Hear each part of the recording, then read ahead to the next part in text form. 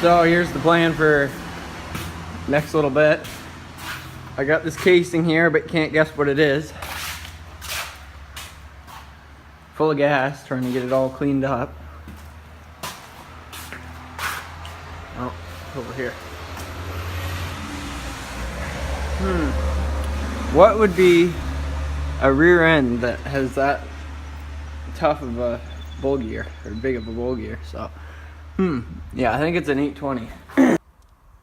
There's a number on it. 820, so I think I'm gonna put this in the Murray. I'm gonna have to modify it a little bit. Right now I'm cleaning it up and then I'm gonna lock it. Pull this guy apart. I think I'm just gonna weld the spider gear, same as we always do. They say you can't put another gear inside of it, but I don't really have another gear that would fit in this, so don't think we're gonna bother with that. Yeah, I got another peerless here. This is a 206. I'm gonna throw this one together. Just needs to put some oil in it right now. This one here, nothing wrong with it. I'm working peerless MST 205, or I think it's a 206 actually. Not 100% sure. Yeah, 206. Anyway, that one there I think is going in that Craftsman sitting right there. The Murray's transmission, I'm going to pop that out and I'm going to save it just in case the 820 breaks or something, which I highly doubt that, but just to have it. So I'm going to hang on to that one. This one's going in Peter's, and then this one I'm trading for the 820. So that's the plan. So right now I'm going to try and lock this. Show you guys how I'm going to do that. So here's what I come up with. Just gonna set it right like that, and I've got this sort of bolted in there so it's flush, and I got those lined up pointing straight up, and yeah, so that should probably do it. And I'm just gonna weld, put a tack there, and then I'm gonna flip it over and I'm gonna do the same thing, and then I'm gonna try to weld this gear to there too, to this little guy, once I get these welded to the shaft there. Here we are in the shop today. Here's the locker.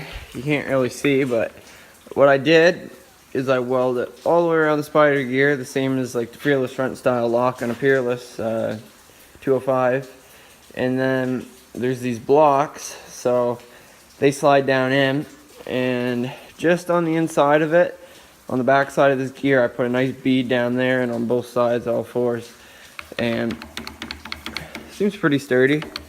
If I had another set of spider gears, what they sometimes do is just stick them down in here and jam that up, and on this side, and that's even better. But anyway, I cleaned that up, and I took some grease and packed all kinds of grease in there.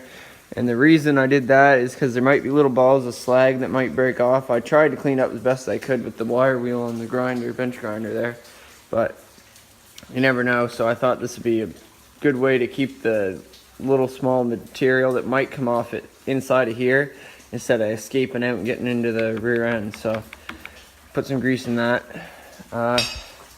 I am going to be making this an oil-filled transmission when I'm done with it. So here's the other axle.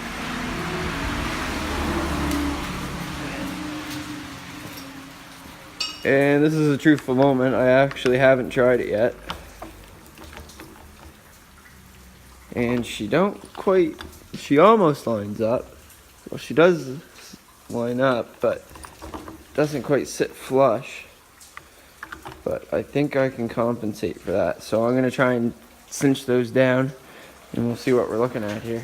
Alright, so for a minute there I was just kind of wondering if it was going to work, but once I tightened everything down, cranked them right down, it's fucking cinched straight up, nice and tight, no gaps, not a bit of a gap anywhere.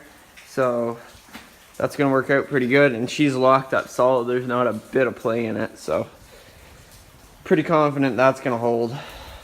the Murray's undergoing surgery here, so got the tires off it and looking at the rear end there. Bearing's starting to go on that side. Anyway, you gotta pull the belly pan off it and drop that rear end out because she's going bye-bye. And I got the tires here. These are my, phew, that's hot. These are my hubs. These come off of the rear end. And I just sort of, they're not perfect, but what I'm gonna try to do is drill out these guys. I'm gonna take a hole saw and cut around about 1.5 inches or whatever this is. Slide that down through both sides because it has like a slant outward to it. So then I'll weld it around both sides and hope that it's straight. And then I should just be able to slide it right onto there and use that rear end. The only other complication that I'm going to have with putting this in is this guy, the shifter. It's going to come up, and this one only comes up a little bit, and on the Murrays they come way up, and then there's an arm, so I'm going to have to weld an extension on it or something. It might not even be in the right spot either, so it's hard to say what I'm going to do about that yet, but figure it out when the time comes, I guess. Hopefully she mounts right up. She should, because we got 3 different mounting options here, so I imagine the Murray takes, no, it takes this guy right here, which is better, honestly. It's closer in, so yeah, that's what's going on here.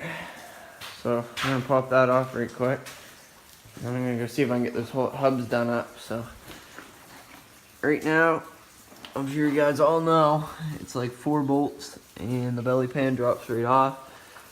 And so yeah, I'm gonna do that.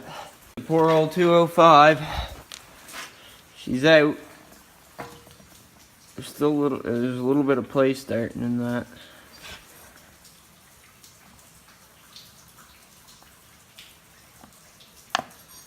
Lots up and down, but side to side too. That axle's getting loose. Still works good though.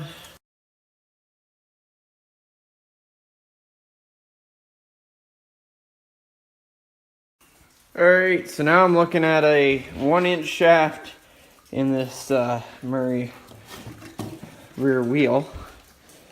6 through the other side.